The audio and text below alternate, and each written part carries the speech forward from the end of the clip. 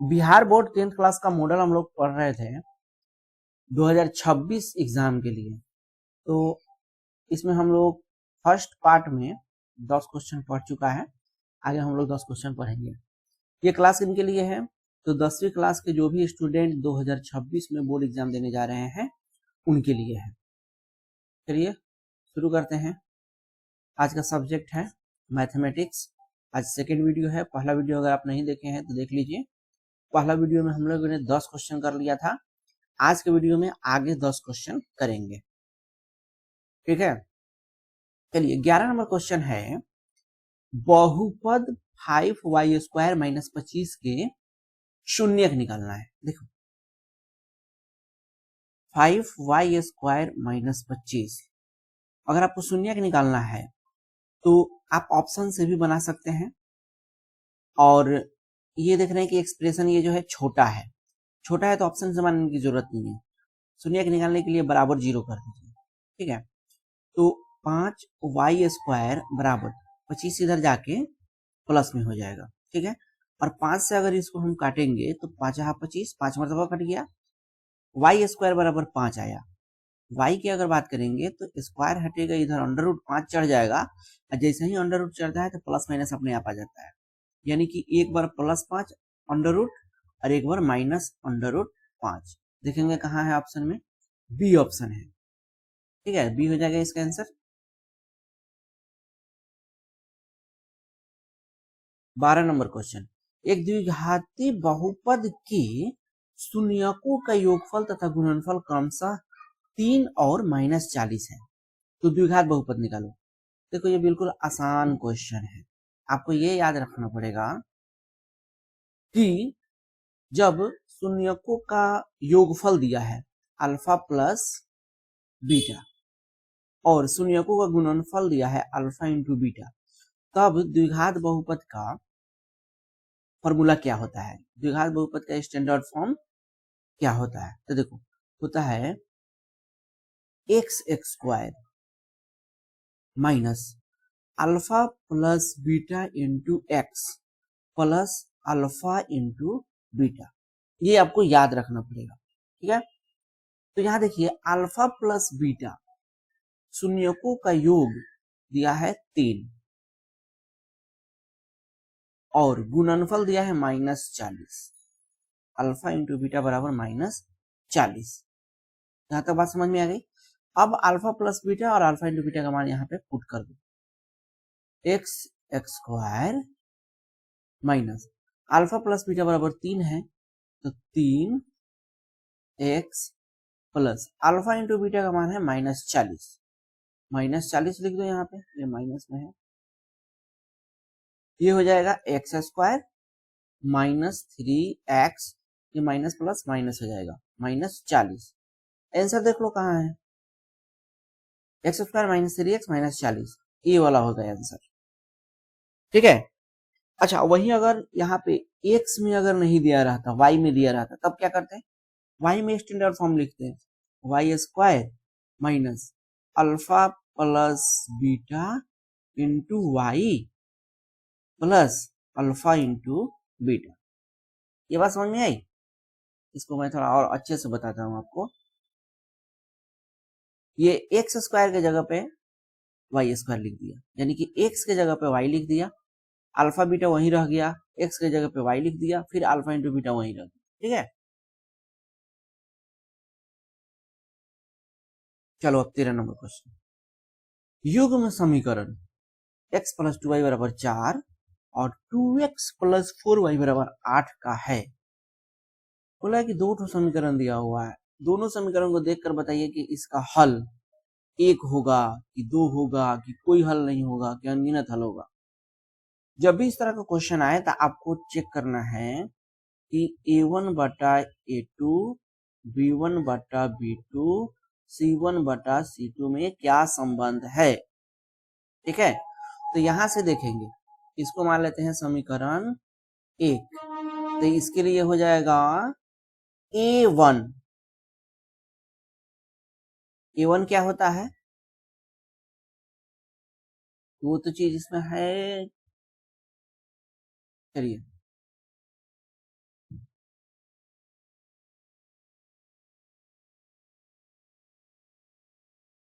A1 होता है x का गुणांक, तो x का गुणांक यहाँ पे 1 है, 1, तो A1 बराबर 1,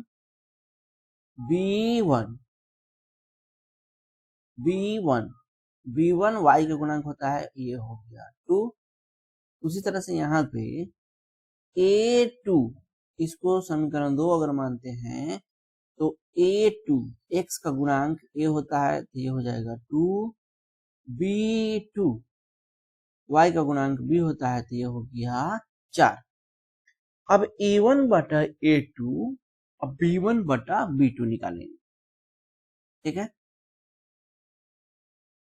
A1 बटा A2 B1 बटा B2, A1 बटा A2 B1 बटा B2, A1 1 है, A2 2 है, 1 बटा 2, B1 बटा B2, B1 2 B2 4, B1 2 B2 4। इसको अगर काटेंगे तो ये भी 1 बटा 2 आ गया, यानी A1 बटा A2 बराबर है B1 बटा B2। जब बराबर रहेगा तब C1 बटा C2 भी हमको निकालना होगा। C1 बटा C2 निकालने में थोड़ा सा झोल आपको याद रखना पड़ेगा। क्या है झोल?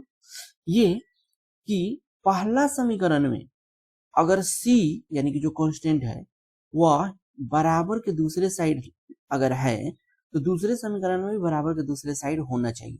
देखो ये कॉन्सेप्ट की बात है, अगर इस चीज को ध्यान नहीं रखेंगे तो आप एग्जाम में जाएंगे, थोड़ा सा इधर उधर देगा, बस कहानी खत्म हो जाएगी। तो C1 C2 निकालने के लिए ये ध्यान रखना है कि जो C है यानी कि जो कांस्टेंट है वह इक्वल के एक साइड रहना चाहिए। यहाँ भी इक्वल के राइट साइड है, यहाँ भी इक्वल के राइट साइड है। तो यहाँ पे C1 हो गया 4, यहाँ पे C2 हो गया 8, ठीक है। तो यहाँ पे C2 लिख लो। C1 बटा C2 अगर निकालेंगे तो क्या आया 4 बटा 8, ये भी कट जाएगा 2 मरतबा, 4 एकम 4, 4 दूना 8, 1 बटा 2, यानी कि A1 बटा A2 B1 बटा B2 C1 बटा C2 सब 1 बटा 2 है। A1 बटा A2 बराबर है B1 बटा B2 बराबर है C1 बटा C2। जब सब के आ गया भाई,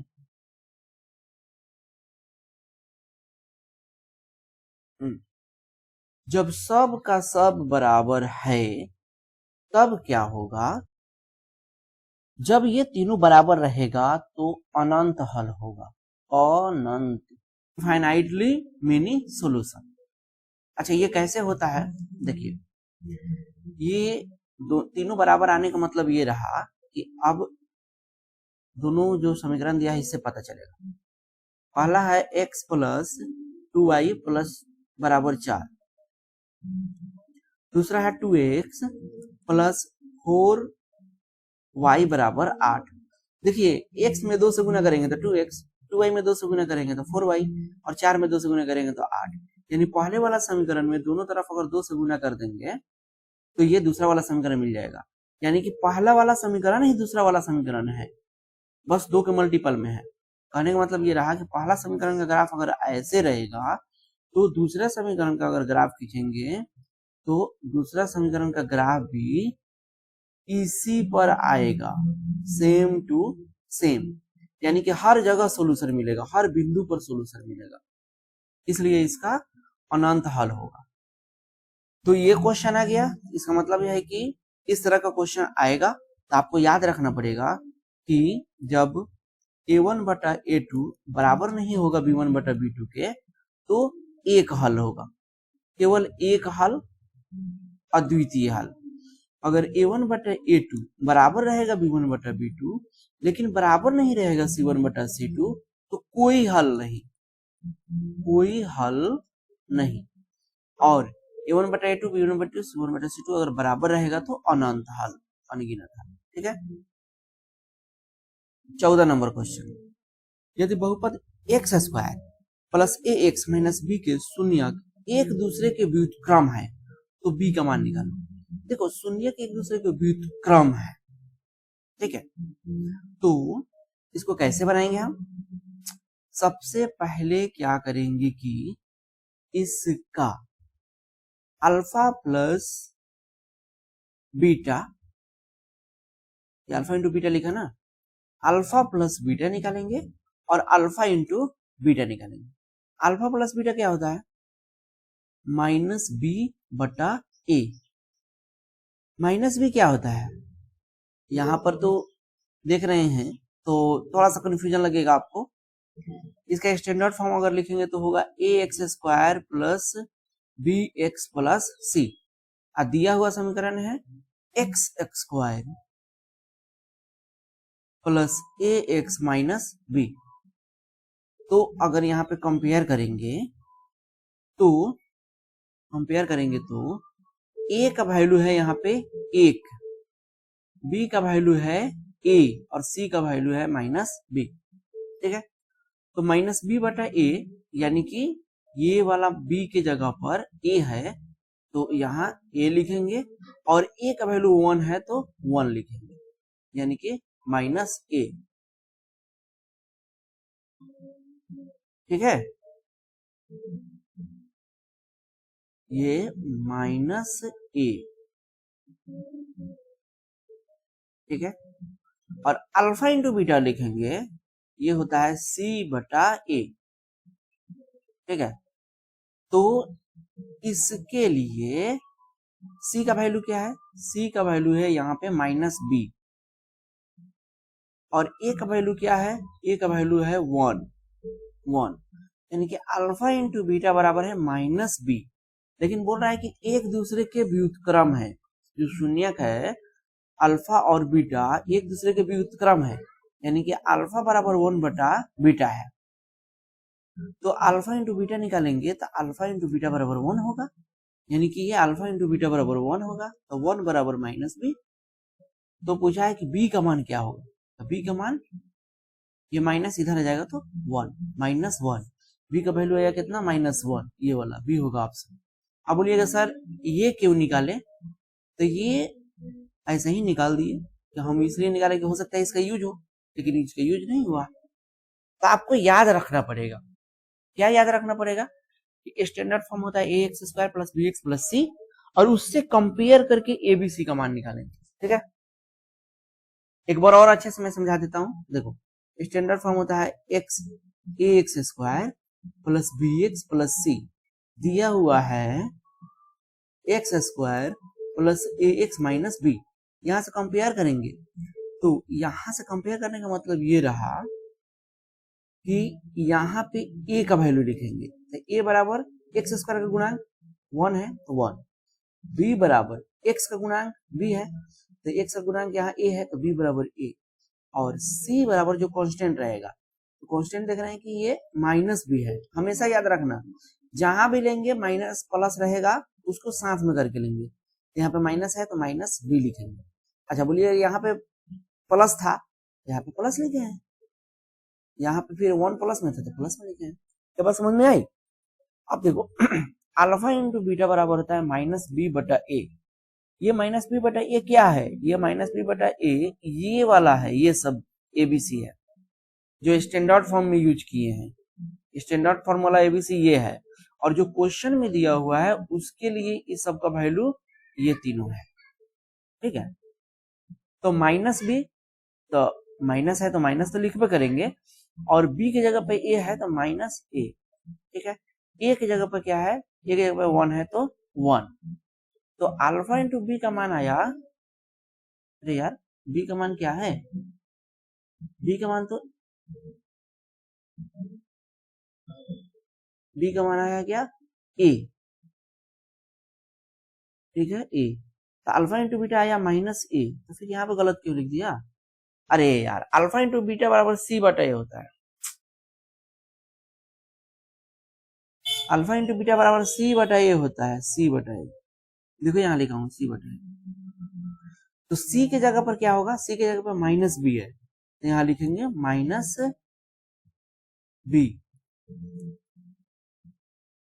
और ए की जगह पर 1 है तो 1, अल्फा इंटू बीटा बराबर माइनस बी है और बोल रहा है कि एक दूसरे के व्युत्क्रम है अल्फा बीटा, तो यानी कि अल्फा बराबर 1 बटा बीटा। ठीक है, तो अल्फा इंटू बीटा बराबर 1, अल्फा इंटू बीटा बराबर 1, 1 बराबर माइनस बी, बी बराबर इधर जाकर माइनस हो जाएगा माइनस 1। आई बात समझ में? चलो बहुत ज्यादा समझा दिया।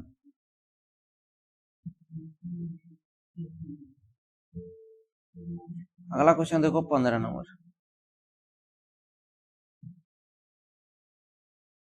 15 नंबर क्वेश्चन, अर्धवृत्त का कोण क्या होता है? अर्धवृत्त यानी कि सबसे पहले हमको वृत्त लेना पड़ेगा, ठीक है। तो मान लेते हैं हम यहाँ पे एक वृत्त ले लिया, ठीक है।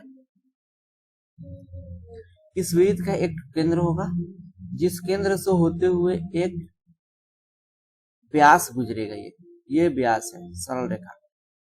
तो अर्धवृत्त का कोण का मतलब हुआ कि इस व्यास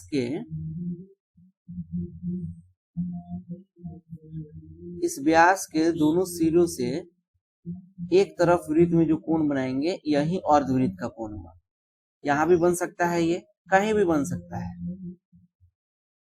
बस ये जो व्यास है इस व्यास से ही कोण बनना चाहिए, ये वाला कोण। तो बोला कि ये वाला कोण क्या होगा? तो ये वाला कोण जो है अर्धवृत्त का कोण हमेशा यहाँ पर जो कोण रहता है उस कोण का आधा बनेगा, ठीक है। केंद्र पर बने कोण का आधा बनता है वो। तो केंद्र पर ये जो AB है 180 डिग्री का कोण बनाता है, तो इसके आधा ये 90 डिग्री होगा, ये भी 90 डिग्री। ऊपर ही नहीं, अगर नीचे भी कोण बनाएंगे ना, अगर हम यहां से नीचे भी कोण बनाएंगे तो ये यहाँ पर जो 180 डिग्री बन रहा है केंद्र पर, उससे आधा ये 90 डिग्री बनेगा, ठीक है। जो भी कोण बनाएंगे ये 90 डिग्री बनेगा। तो अर्धवृत्त का कोण हमेशा 90 डिग्री होता है, ठीक है। चलो अगला क्वेश्चन देखते हैं, 16 नंबर। द्विघात समीकरण ax² + bx + c = 0, जहां a बराबर नहीं 0 है, के वास्तविक मूल नहीं है यदि, देखो ये जो द्विघात समीकरण है इसका मूल अल्फा और बीटा होता है। इस मूल का जो प्रकृति होता है वो डिपेंड करता है डी पर, जो कि विविक्तर होता है, और ये होता है b² - 4ac, इस पे डिपेंड करता है। बोला कि वास्तविक मूल नहीं होगा। वास्तविक मूल नहीं होगा कब? जब ये जो d वह निगेटिव में आ जाएगा, d माइनस में आ जाएगा। तो निगेटिव में कहने का मतलब क्या हुआ? ये लेस देन 0 आ जाएगा। d का वैल्यू क्या हो जाएगा? लेस देन 0 आ जाएगा। पहले d का वैल्यू निकालेंगे। d का वैल्यू क्या है? b² - 4ac। यहाँ भी abc ही है, कोई 1 2 3 4 कोई वैल्यू नहीं है, तो और आसान हो गया मेरे लिए। d क्या होना चाहिए? लेस देन 0 होना चाहिए, और d की जगह पर लिख दो b² - 4ac लेस देन 0 होना चाहिए। कहाँ गया? ये डी वाला option, b² - 4ac less than 0, वास्तविक मूल नहीं होगा। अच्छा, ऐसा क्यों होता है? इसको भी मैं थोड़ा अच्छे से आपको समझा देता हूँ। ऐसा इसलिए होता है क्योंकि जब अल्फा बराबर निकालते हैं तो -b + √d बटा 2a होता है ना, और बीटा निकालते हैं तो -b - √d बटा 2a होता है। अब देखो यहाँ पे √d है, अगर d है और d 0 रहेगा, सॉरी d निगेटिव रहेगा, यानी ये निगेटिव में रहेगा 5, तो अंडर रूट में कोई भी निगेटिव रहेगा तो क्या होगा? ये वास्तविक नहीं है। रूट के अंदर अगर निगेटिव आ गया तो वास्तविक नहीं है, काल्पनिक हो जाता है। इसलिए ये होगा आंसर डी। 17 नंबर, यदि अल्फा तथा बीटा समीकरण इतना के मूल है तो 1/α 1/बीटा निकालो। बिल्कुल आसान है ये। सबसे पहले देखिए 1/α 1/बीटा है, इसको अगर हम एलसीएम ले ले तो अल्फा बीटा एलसीएम होगा, और बटा पर जोड़ करेंगे तो ये अल्फा अल्फा कट जाएगा, बीटा बचेगा, तो ऊपर में यहाँ बीटा हो जाएगा, और यहाँ बीटा बीटा कट जाएगा, अल्फा बचेगा, तो ऊपर में अल्फा हो जाएगा। यानी ऊपर आया अल्फा प्लस बीटा बटा अल्फा इंटू बीटा। यहाँ से निकाल दो alpha plus beta. Alpha plus beta बराबर क्या होता है? -b बटा a। -b, सबसे बड़ी बात a b से ही निकालना है। देखो तो यह है 2x² - x -6 = 0, और स्टैंडर्ड फॉर्म लिख दो यहाँ, तो है ax² plus B X plus C बराबर 0। यहाँ से a का वैल्यू देखेंगे तो 2 आया, v का वैल्यू देखेंगे v, तो v का वैल्यू यानी कि x का गुणांक -1, और c देखेंगे तो कांस्टेंट यहाँ पे ये c है, यहाँ भी कांस्टेंट -6 है, -6। ठीक है, तो -b बटा a, b का वैल्यू है -1, देखो यहाँ पहले से माइनस है, फिर b की जगह पे -1 है तो -1 बटा a की जगह पे 2 है, तो माइनस माइनस खत्म, 1 बटा 2। अल्फा इंटू बीटा बराबर होता है c बटा a। c क्या है -6, a क्या है 2, 2 से काटेंगे इसको 3 मरतबा, -3। ठीक है, तो अल्फा प्लस बीटा 1 बटा 2, अल्फा प्लस बीटा की जगह पे लिख दो यहाँ पे 1 बटा 2, अल्फा इंटू बीटा के यहाँ पर -3 लिखो, -3, तो 1 बटा 2, नीचे में -3 है तो 1 बटा -3, तो 1 ऊपर रह जाएगा और 3 दूना 6, -6, 1 बटा -6, डी होगा आंसर। ठीक है, देखो ये इंग्लिश में वही वाला क्वेश्चन है, ये हिंदी में वही लिखा है, हिंदी यहाँ पे ऑप्शन है, अंग्रेजी वाला यहाँ ऑप्शन है, डी होगा आंसर। ठीक है, 18 समानांतर श्रेणी का 21वां पद लिखना है। देखो समानांतर श्रेणी में वही क्वेश्चन पूछता है कि एनवा टर्म निकाले, सर्वांतर निकालो, यही सब पूछते रहता है। तो यहाँ पे अगर हम देखेंगे तो a1 हुआ पहला टर्म, ये हो जाएगा a2 दूसरा टर्म, 11 हो जाएगा तीसरा टर्म, 18 हो जाएगा चौथा टर्म, इस तरह से आगे बढ़ रहा है। तो जो पहला टर्म है a1 बराबर -3,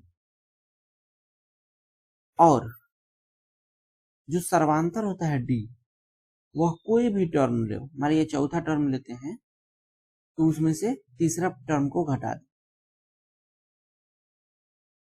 सर्वांतर दो लगातार पद का अंतर होता है, तो चौथा पद 1 2 3 4 18 है, 18 में से 11 घटाओ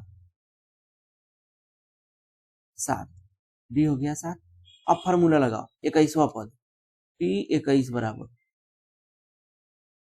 सबसे पहले एनवा पद का फॉर्मूला आना चाहिए आपको। एनवा पद होता है a plus n minus 1 into D. 21वां पद चाहिए हमको, टी 21 बराबर, तो यहाँ a है यानी कि पहला पद। ठीक है, a है पहला पद, पहला पद क्या है यहाँ पे 3, a कहो या a1 कहो बात सेम ही है, ये पहला पद को डिपेंड कर रहा है, पहला पद को डिनोट कर रहा है। ठीक है, तो ये -3 हो जाएगा, a प्लस n के जगह पर 21 लिखेंगे। ठीक है, और -1 करेंगे, d की जगह पर सर्वांतर लिखेंगे 7। ठीक है, इसको हल कर देंगे, -3 प्लस ये 20 गुने 7, देखो -3 प्लस 7 गुना 14 140। अब देखो 40 में से 3 घटाएंगे तो 37 आएगा, और 100 है तो 137, ये डी। ठीक है, बिल्कुल आसान था ये। निम्नलिखित में कौन सा द्विघात समीकरण है? देखो द्विघात समीकरण का एक फॉर्मूला होता है, द्विघात समीकरण का स्टैंडर्ड फॉर्म होता है ax² plus bx plus c। देख लो, सबसे पहले ये 1/x है, इसको सॉल्व करना पड़ेगा। अगर इसको सॉल्व करेंगे तो x² होगा, यहाँ पे बटा पर का जोड़ करेंगे तो x² प्लस 1, और x इधर जाएगा तो x के पावर 3 हो जाएगा, ये तो गया काम से। यहाँ देखेंगे तो x के पावर 4 हो जाएगा, बटा पर का जोड़ करेंगे तो ये भी गया काम से। ये अंडर रूट में x है, गया काम से, बच गया ये, तो यही होगा आंसर ए। देखो यहाँ पे तो q दिख रहा है, फिर भी ये आंसर क्यों हुआ? इसलिए क्योंकि यहाँ पे जब इसको तोड़ेंगे तो x क्यू आएगा ना, तो x क्यू कट जाएगा, स्क्वायर वाला बच जाएगा। ठीक है, इसलिए ये ए होगा आंसर। चलो 20 नंबर क्वेश्चन, समानांतर श्रेणी कौन सा पद 0 है? इस तरह से भी क्वेश्चन आएगा आपसे। देखो मान लेते हैं कि एनवा पद 0 है, तो टी एन बराबर क्या होता है A plus N minus one into D. तो एनवा पद जीरो है तो ये तो जीरो हो गया। ए यानी कि पहला पद क्या है 80 है और एन तो हमको निकालना है तो एन माइनस वन। डी है सर्वांतर, लगातार दो पदों का अंतर देख लो। 72 में से 76 घटाओ। हमेशा याद रखना बड़ा वाला पद में से छोटा वाला पद घटाएंगे। तो 72 में से 76 अगर घटाते हैं तो -4 आएगा। तो यहाँ -4 लिख। अब देखो यहाँ पर 80 है ना, 80 को इधर लाओ तो -80 हो जाएगा। n minus one into -4। इस -4 को इधर लाओ तो -80 बटा -4 बराबर n माइनस वन। ये कट जाएगा 4 से, पहले माइनस कट गया, 4 से इसको करेंगे तो 20 मरतबा कटेगा। तो 20 बराबर n माइनस वन इधर ले जाओ तो 21 हो जाएगा। 21वां पद बी होगा आंसर। ठीक है, 21वां पद। तो यहाँ तक हम लोग 20 क्वेश्चन देख लिया। अगला वीडियो में फिर 20 क्वेश्चन को देखेंगे।